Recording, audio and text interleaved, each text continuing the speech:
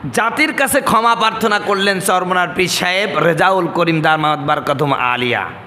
তিনি বলেছেন, আজকে ইসলামী যুব আন্দোলনের অনুষ্ঠানে বক্তব্য দিতে গিয়ে তিনি বললেন যে রাজনীতির ময়দানে কাজ করতে গিয়ে আমাদের কোনো কর্মীর কথা বা লেখার দ্বারা যদি আপনারা কষ্ট পেয়ে থাকেন, আল্লাহর রাস্তে মাফ করে দিবেন।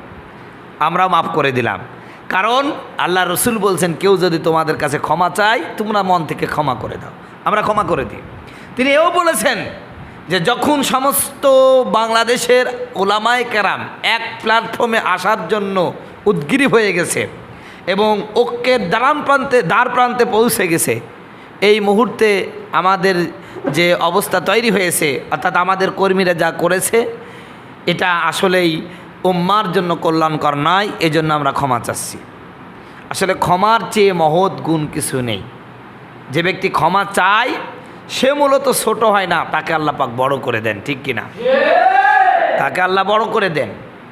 মুফতি রেজাউল করিম পীর সাহেব চরমোনাই, উনি যে জাতির কাছে ক্ষমা চেয়েছেন এতে তিনি ছোট হয়ে যান নাই, বরং আল্লাহ পাক তার মর্যাদা আরও বাড়িয়ে দিবেন। তবে এতটুকু কথা আমরা বলতেই পারি যে খবরদার যারা আলেমদের বিরুদ্ধে বিষোদ্গার করে, যারা গণজাগরণের মতন একটা নিকৃষ্ট মঞ্চের দালালি করে, সেই মঞ্চে গিয়ে একত্রতা প্রকাশ করে আবার বলে আমার জীবনে সবচেয়ে সবের কাজ করেছি, এইরকম আলেমদেরকে যারা সাপোর্ট করে বাংলার জনগণ তাদেরকে ঘৃণা করে। কারণ বাংলাদেশের জনগণ নামাজ পড়ুক আর না পড়ুক, বাংলাদেশের জনগণ এতটুকু ভালো জানে কারা দালাল আর কারা ভালো, কারা হক আর কারা বাতিল, এটা কিন্তু খুব ভালো জানে। এই জন্য চরমোনারও বাংলাদেশে অবদান কম নয়। তাদের মেহনতের কারণে অসংখ্য বেনামাজি লোক নামাজি হয়েছে, অসংখ্য মদখোর মদ ছেড়ে দিয়ে ভালো হয়ে গেছে, নামাজিওয়ালা হয়ে গেছে, দাড়িওয়ালা হয়ে গেছে, টুপিওয়ালা হয়ে গেছে, পাগড়িওয়ালা হয়ে গেছে, মেসাক করনেওয়ালা হয়ে গেছে, জিকির জাকিরিন শাকিরিন বান্দায় পরিণত হয়েছে। চরমোনার অবদানের অভাব নেই, অসংখ্য অবদান আছে, আমরা অস্বীকার করি না। এই দেশে ইসলাম কায়েমের জন্য চরমোনাইকে দরকার আছে।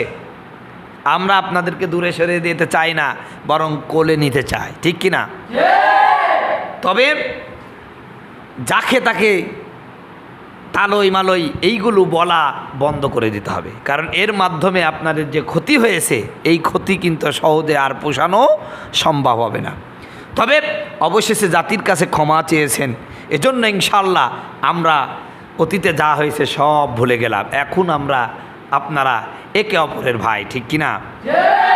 সম্মানিত বন্ধুগণ, আমার ভাইয়েরা, আমার মাসলাক যার যার, এদেশে ইসলাম কায়েম সবার, এই নীতিতে এই স্লোগানে এক হয়ে আমাদের সকল উলামায়ে কেরাম এক হতে পারলে জনগণের মধ্যে যে একটা ভুল আছে যে হুজুর 13 হুজুরে 14 মত, এইটা যেদিন ভাঙ্গাতে পারবো সেদিন এদেশে ইসলাম কায়েম হবেই হবে ইনশাল্লাহ, ঠিক কিনা?